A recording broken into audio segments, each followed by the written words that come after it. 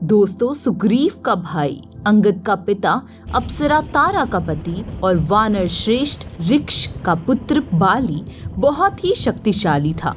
देवराज इंद्र का धर्मपुत्र और किष्किंधा का राजा बाली जिससे भी लड़ता था, लड़ने वाला कितना ही शक्तिशाली हो, उसकी आधी शक्ति बाली में समा जाती थी और लड़ने वाला कमजोर होकर मारा जाता था।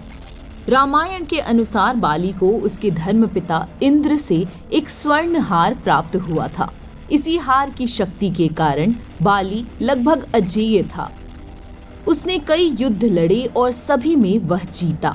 इस स्वर्ण हार का ब्रह्मा ने मंत्र युक्त करके यह वरदान, अपने शत्रु का सामना करेगा तो उसके शत्रु की आधी शक्ति क्षीण हो जाएगी और वह आधी शक्ति बाली को प्राप्त हो जाएगी। यही बाली की शक्ति का राज था। बाली ने अपनी इस अद्भुत शक्ति के बल पर 1000 हाथियों का बल रखने वाले दुंदुभी नामक असुर का वध कर दिया था। दुंदुभी के बाद बाली ने उसके भाई मायावी का भी एक गुफा में वध कर दिया था।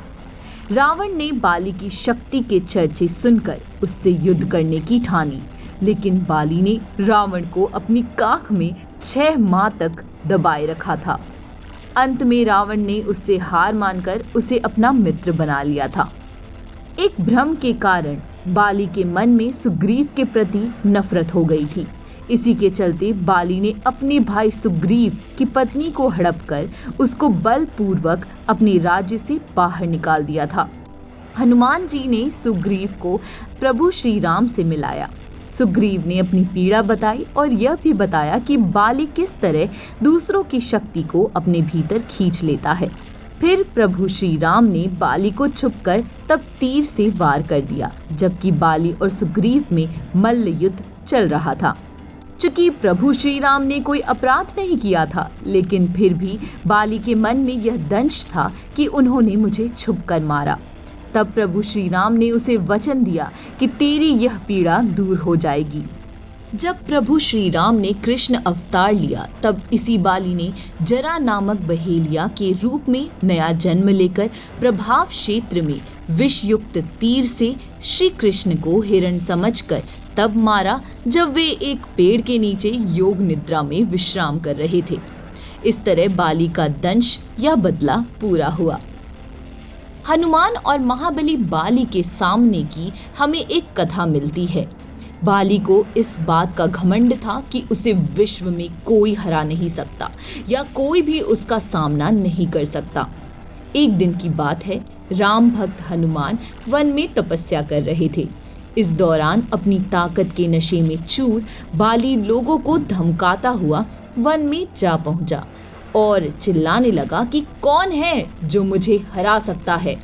किसी के माँ का दूध पिया है जो मुझसे मुकाबला करे? हनुमान जी उसी वन में राम नाम जप से तपस्या कर रहे थे। बाली के चिल्लाने से उनकी तपस्या में विघ्न हो रहा था। उन्होंने बाली से कहा, वानर राज, आप अति बलशाली है, आपको कोई भी नहीं हरा सकता, लेकिन आप इस तरह चिल्ला क्यों रहे हैं? यह सुनकर बाली भड़क गया। उसने हनुमान जी को चुनौती दी और यहाँ तक कहा कि रे वानर, तू जिसकी भक्ति करता है मैं उसे भी हरा सकता हूँ। राम का मजाक उड़ाता देख हनुमान को क्रोध आ गया और उन्होंने बाली की चुनौती स्वीकार कर ली। तय हुआ कि अगले दिन सूर्योदय होते ही दोनों के बीच दंगल होगा। अगले दिन हनुमान तैयार होकर दंगल के लिए निकले ही थे कि ब्रह्मा जी उनके समक्ष प्रकट हुए। उन्होंने हनुमान को समझाने की कोशिश की कि वे बाली की चुनौती स्वीकार न करें, लेकिन हनुमान जी ने कहा कि उसने मेरे प्रभु श्री राम को चुनौती दी है। ऐसे में अब यदि मैं उसकी चुनौती को अस्वीकार कर दूंगा तो दुनिया क्या समझेगी, इसलिए उसे तो सबक सिखाना ही होगा। यह सुनकर ब्रह्मा जी ने कहा, ठीक है, आप दंगल के लिए जाओ, लेकिन अपनी शक्ति का 10वां हिस्सा ही लेकर जाओ। शेष अपने आराध्य के चरण में समर्पित कर दो। दंगल से लौटकर यह शक्ति फिर हासिल कर लेना। यह सुनकर हनुमान जी मान गए और अपनी कुल शक्ति का 10वां हिस्सा लेकर बाली से दंगल करने के लिए चल पड़े।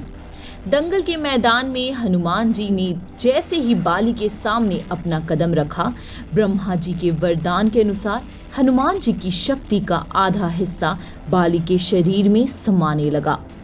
इससे बाली के शरीर में उसे अपार शक्ति का एहसास होने लगा।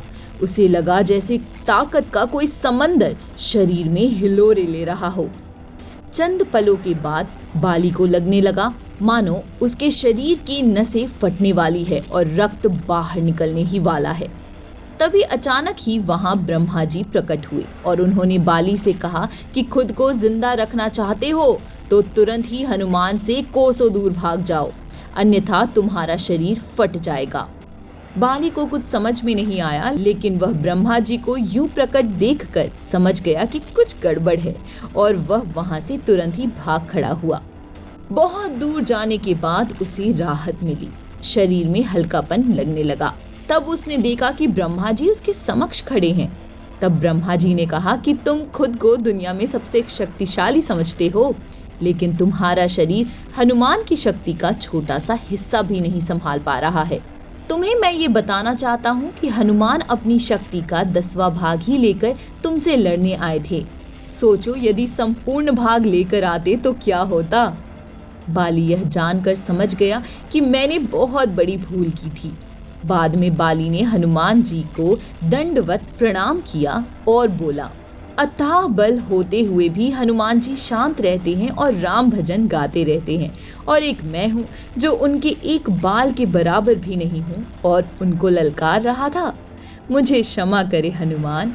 दर्शकों, उम्मीद करती हूँ आपको पता चल गया होगा कि जब बाली ने खींची हनुमान जी की आधी शक्तियाँ, फिर अचानक बाली भागने क्यों लगा। इसका जवाब, अगर इस विषय में आपको कुछ कहना है तो हमें कमेंट बॉक्स में ज़रूर बताएं और हमारे चैनल को लाइक, शेयर एंड सब्सक्राइब करना ना भूलें। जय हिंद।